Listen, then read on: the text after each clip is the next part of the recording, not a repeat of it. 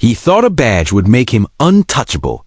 He thought she would lower her eyes, apologize, and disappear. He thought the courthouse was his second home, a place where the truth could be manhandled as easily as a traffic cone on a rainy night. He had no idea the woman he dragged into that room would make a judge go silent, a city hold its breath, and his career end before lunch was over. Before we dive into what really happened, make sure you subscribe right now and turn on notifications, because stories like this one aren't just entertainment. They're a warning, and you don't want to miss the next truth that drops. The road out past Jefferson County looked like a ribbon of wet coal, slick and reflective, the kind of asphalt that swallowed sound. It was late past 11 and most people were already in bed, their TVs humming soft blue in quiet rooms. Lieutenant Commander Amara Cole drove with one hand at 10 and the other at 2. Knuckles relaxed, the old jazz track on her speakers barely louder than the tapping of rain on glass. Her hair was pulled back, her sweater simple, her jeans clean. She wore no medals, no ribbons, no dress whites. She looked like any other woman heading home. The glow appeared in her mirror without warning.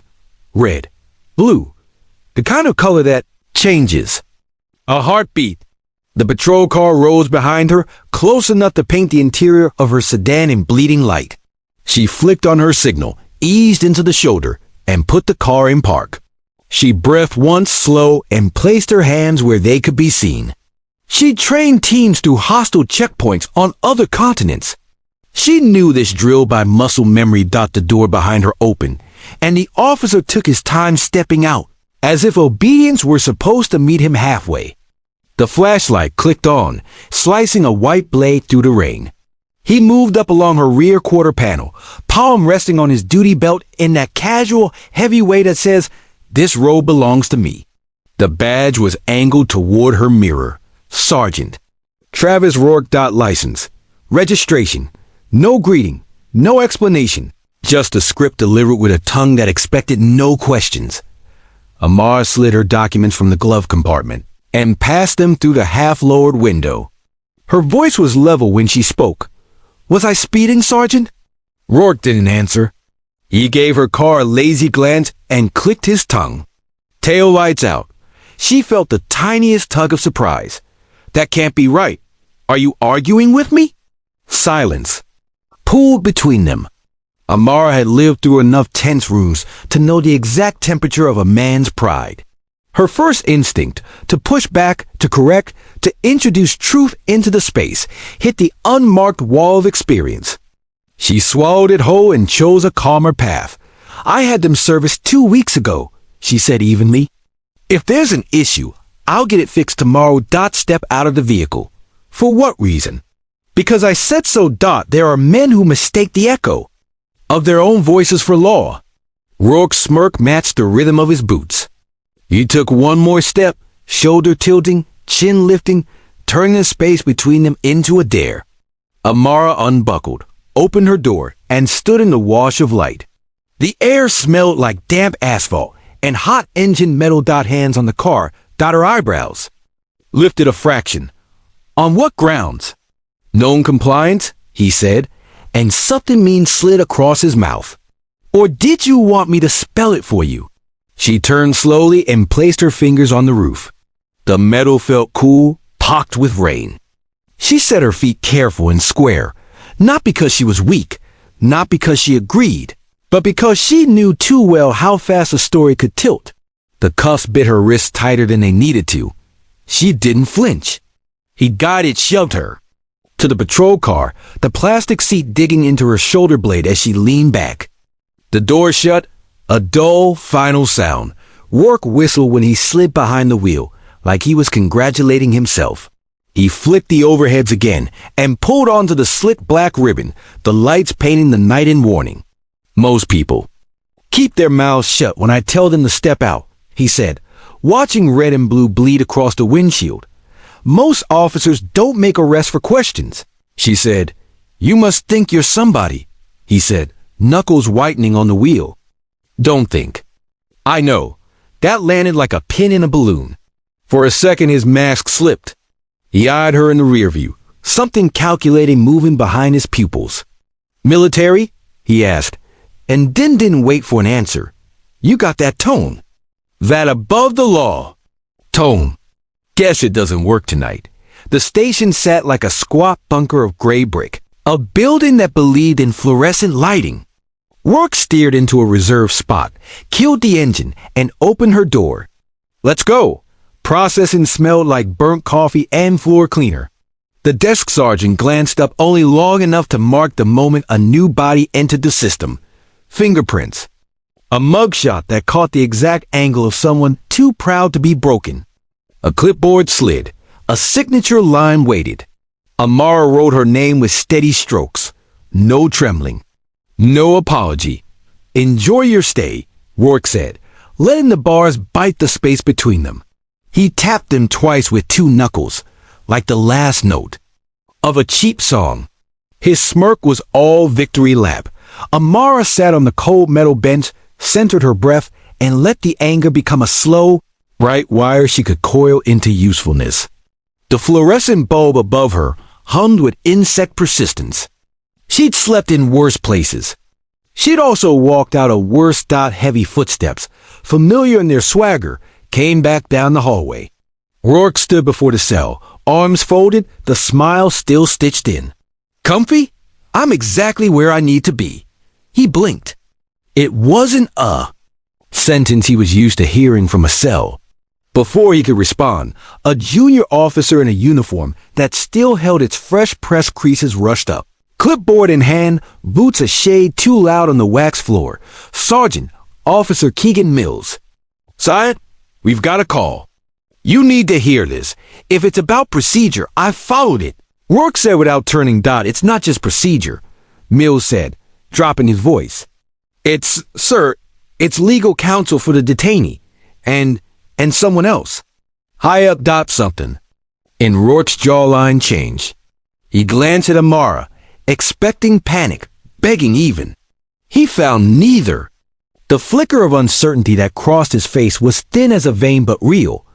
He walked back to the desk, and Amara closed her eyes for a moment.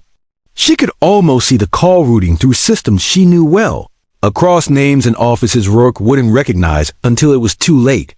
She'd made exactly one call, no bravado, no threats, just a voice to a number that knew her not by uniform, but by results. Not everyone gets to make that call. She knew that. She also knew she hadn't asked for this dynamic, hadn't earned it by being better than anyone else racially profiled on the roadside. She simply had it. Tonight she would use it. The hours between that call and dawn stretched thin and slow. She leaned back against the cinder block and let the cold draw the heat out of her frustration. The drip of a sink somewhere in the corridor kept time.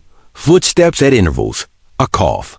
A printer spitting out forms that would be useless by morning. When the courthouse doors opened, the world outside was fresh-washed and silver with light. The hallway floors reflected the ceiling lamps like river ice. Amara didn't wear orange. She wore a navy blazer and a white blouse, and the stillness of a person who has fought harder battles than a municipal farce. Her attorney walked beside her, a woman with calm in her bones and steel in her voice. Lila Navarro scanned her notes without moving her lips. She looked like she could smell a lie from 15 paces. Sergeant Rourke entered through a side door with the bounce of a man who thinks he knows where the story ends. The clatter of his heels hushed as he reached counsel table. He adjusted his tie like he could turn time backward. His eyes met Amara's for a fraction of a moment. He looked away first. Judge Lionel Carr swept in with the weight of a man who had worn a robe long enough to grow weary of theatrics. He set down a file and looked over the top of his glasses. "We'll proceed," he said, a statement more than an invitation. District Attorney Ethan Sloan stood, buttoned his jacket, and let the room fall into that breath between noise and silence. "Your Honor, the state moves to dismiss the charges against Lieutenant Commander Amara Cole for lack of probable cause. Additionally, in light of new information received overnight, the state requests the court's permission to refer Sergeant Travis Rourke's conduct to Internal Affairs and the Attorney General's office for possible criminal review." The word criminal landed like a dropped gavel. A murmur rippled through the benches. Rourke's head snapped toward Sloane and his. Mouth open, without words. On what basis? Judge Carr asked, eyes narrowed. Sloane didn't answer. He gestured to the bailiff. The lights dimmed a fraction as a monitor at the front of the room woke. The first video appeared. The Bodycam footage Rourke had tried to curate with careful omissions in his written report. The sound caught the rain and the low thrum of Amara's jazz. It caught Rourke's voice flat, impatient, then edged and escalating. It caught Amara's steady, respectful, refusing to fold into the narrow pocket he'd left for her. No slur. No threat. Just a man asking to be obeyed, and a woman who demanded the law at his back got when the body cam cut out, because he pressed the mute button. The second video took over without a breath. A trucker's dash cam, forwarded by a driver who hadn't slept since watching the arrest. The angle showed both taillights, glowing cherry and flawless. Rourke's report said otherwise. The room could smell the smoke of his lie. The third clip was spikier, grainier, like a truth recorded by accident. The station's booking camera captured the moment Rourke leaned toward Amara, while the desk sergeant pretended to discover a new universe on his screen. "Enjoy your stay," he had said.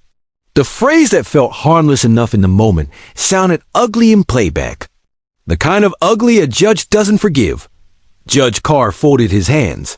"The charges are dismissed," he said, each syllable harder than the last. "Lieutenant Commander Cole, you are free to go." As for Sergeant Rourke, this court orders the immediate preservation of all electronic records, dispatch logs, and arrest reports, under his name for the last 5 years. Internal Affairs is to begin review today. Lila Navarro gathered her papers without a smile, as if outcomes like this were simply the logical endpoint of facts. Amara stood, smoothing the cuff of her blazer, and turned just enough to see Rourke's face. It had drained of color. Power is quiet when it arrives, and noisy when it leaves. This was noise. He stormed into the hallway like a storm that had discovered it was made of water, not thunder. Reporters, clerks, other officers' eyes followed him like spotlights. A voice from behind his shoulder carried the mass of a badge. That hadn't been questioned in a decade. Sergeant Rourke, Chief Vernon Pike, wasn't a loud man, which is why the hallway went quiet when he spoke. His mustache twitched with something that wasn't quite anger and wasn't quite pity. He led Rourke into a side office and shut the door so softly it felt like a courtesy. He dropped the file onto the desk. The tab said Rourke in black marker. The file was thicker than it had any right to be. "What were you thinking?" Pike asked, almost conversationally. "He didn't sit. I was doing my job." Rourke snapped. "Your job isn't to improvise the law," Pike said, eyes on the file. "It isn't to write fiction in a report. And it certainly isn't to turn off your camera dot. It malfunctioned," Rourke lied. "Too fast. Then you're unlucky and incompetent," Pike said. "Pick one. Internal Affairs is already upstairs. The DA will be sending over a subpoena for prior stops. Flagged by race. Administrative leave. Effective immediately. Turn in your service weapon and your badge. The union rep can meet you in the lobby. And Travis, listen carefully. This department won't burn for your ego." Rourke stared, hands flexing on nothing. He had imagined a small napkin problem with easy apologies and a long lunch. Instead, he watched the scaffolding he had mistaken for a fortress begin to fold. Across town, in a cafe that smelled like warm bread and rain, Amara slid into a small corner booth. The headline had already found her phone. "Navy officer clear. Sergeant under investigation after viral arrest." She sipped coffee without tasting it. She knew this story should have felt like a victory lap, but she had too many ghosts in her mouth to cheer. Names of people who hadn't gotten a second camera angle. People whose taillights had failed only in the eyes of someone who needed an excuse. People who had spent nights in cells and mornings in courtrooms and years rebuilding a life. With a crack in it, Lila texted a line. "You good?" And Amara texted back, "I will be." Then, "Thank you." Her phone buzzed again with a name that still made her sit up straight. Captain Naomi Ashford didn't open with congratulations. She opened with an assessment. "I assume you've seen the coverage." "I have. The Department's Civil Rights Office is reaching out. They want you to brief them on your experience. They'll want messaging. And the mayor's office called us before I called you, which is a first. I'm not sure I want a platform," Amara said. "You don't always pick the microphone," Ashford replied. "Sometimes it finds you and asks for truth." And Amara, what you did last night wasn't a show of rank. It was a show of courage. Not everyone gets that choice. You had it. You used it. Now what you do next matters. After the call, Amara stepped outside where the sky had decided to be kind, at least for a moment. Cars hissed through shallow puddles. A kid in a yellow raincoat chased his reflection down the sidewalk while his mother laughed and tugged him back from the curb. Amara watched them and thought about the small, constant, unglamorous work of safety, the kind that happens when no one is filming. When no judge says a sentence that sounds like a bell. Her attorney joined her on the curb, tucking her phone into her coat pocket. "You were stoning there," Lila said. "Not many people can hold that line under those lights. It wasn't courage," Amara said. It was anger shaped into words. "That's the best kind for court," Lila said, and the corner of her mouth turned up. The day spun. Officers who had never looked directly at Amara sent messages through friends of friends. "Thank you. I'm sorry. That should have been me." The trucker who had sent his dash cam footage, Marcus Lee, father of two, back still sore from a decade of hauling America's furniture, left a voicemail that cracked in the middle. I couldn't sleep," he said. "I kept seeing it. My daughter's 16. Thank you for not letting it slide." She called him back and said what she always says to people who think they did something small. "You did the essential thing. Internal affairs pulled every thread they could find and discovered a knot." Of Rourke's discretionary stops, an avalanche fell into a single column of a spreadsheet, the column with race. The dispatch logs had gaps that looked accidental at first and then started to look like a pattern. The malfunctioning camera had a history of turning itself off at interesting times. And the tail light? The repair shop produced a stamped receipt dated 14 days before the arrest. Bulbs replaced, system tested, full functionality confirmed. Evidence is a funny thing. It doesn't argue. It just sits there until a lie runs.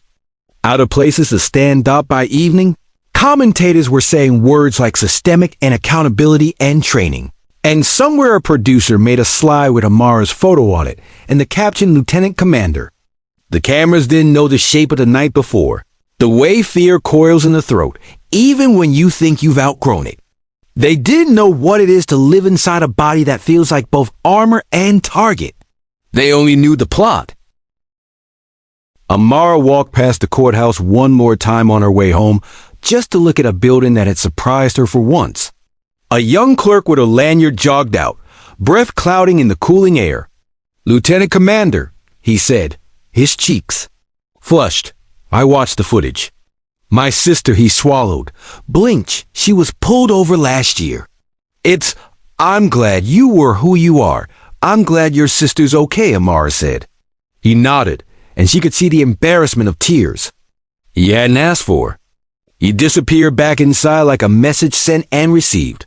Rourke spent the night at home in a quiet so loud it kept him from hearing anything else. He called a union rep who said words that didn't mean what they sounded like. He called a lawyer whose retainer made him swear under his breath. He called a friend who told him to stop talking. The noise of his life narrowed to the hiss of his own anger. By morning, a subpoena had arrived for 5 years of his work. He poured coffee into a mug that said "Number 1 Dad" and didn't drink it. The badge on the nightstand looked smaller. Amara's captain had been right. The microphone found her. She stood at a podium 2 days later, not a foot taller than she'd always been, but somehow bigger in the space. Cameras crept closer and then behaved. She didn't use her rank like a shield. She didn't use it at all. She told the truth like a story with a beginning, a middle, and the part that isn't an ending, because the world keeps moving. I had a choice, she said. I had numbers I could call, and people who would pick up. Not everyone has that choice. If you're listening to me and thinking this isn't your story, you're lucky. If you're listening and thinking this is exactly your story, then you already know what I know. A badge without character is a weapon, and a uniform without accountability is camouflage for harm. Someone asked whether she planned to sue. She said she planned to do something that mattered more in the long arc than a check does. She wanted policy. She wanted training with teeth. She wanted a system that didn't require a dash cam miracle to be fair. She wanted Sergeant Travis Rourke out of a car and away from a gun until someone smarter than both of them decided if he should ever wear a badge again. The mayor's office invited her to a ceremony with a certificate and a photo op. She made them move it to a community center and invite 10 people who filed complaints in the last year and never heard back. She shook every hand and listened, which is a kind of bravery medals don't measure. The judge released a written opinion. The following week, a quiet piece of literature that would be cited in trainings in rooms with stale coffee and too cold air. It used phrases like unlawful detention and constitutional violation and pattern of misconduct. It used Rourke's name like a lesson for anyone feeling reckless with power. Days later, a woman Amara had never met stopped her in the cereal aisle and whispered thank you like a prayer. A man at the gas station nodded once, the kind of nod that holds a whole conversation saw it. Respect, stay safe. A boy in a hoodie that swallowed him whole looked at her, then at his phone, then back at her, trying to line up the person and the headline. She smiled. He smiled back, shy and bright. At night, alone, the tape replayed sometimes anyway, the red-blue, the click of cuffs, the tone of a man who liked the sound of his own control. And then she would see the next tape, too, the one where the courtroom went silent when the truth was louder than everything else. She would breathe through both and let them cancel each other out just enough to sleep. As for Rourke, here's the only part of his story that matters anymore. The next time he walked into a room with a badge on his chest, it was to surrender. The next time he spoke into a camera, it wasn't to narrate an arrest. It was to explain a pattern. The next time he held a report, it was one with his own name in the section marked findings. Power is a loan, not an inheritance. He brought the wrong woman to court because he thought court was a stage where he could thump his chest. It turned out to be a place where facts still mean something when we insist on it hard enough. If you felt your jaw clench while you listened, good. If you felt your chest lift when the judge dismissed those charges, better. If you felt a new resolve settle in your bones, best. Share this story with someone who thinks the world is already fixed. Talk about it at dinner. Remember the names: Lieutenant Commander Amara Cole, who refused to bend; Layla Navarro, who crushed lies with paperwork; Judge Lionel Carr, who let the truth play; Chief Vernon Pike, who finally chose the department over the old boys club; Marcus Lee, who kept his dash cam rolling and his conscience louder than his fatigue. Remember them, because remembering is a form of pressure. And pressure is how we change the shape of what's possible. He thought his badge made him untouchable. He thought a night shift on a wet road gave him the right to write the story. He thought she was just one more woman who would step aside and become a silent statistic. He was wrong. He brought the wrong woman to court, and for once, the room got quiet for the right reasons.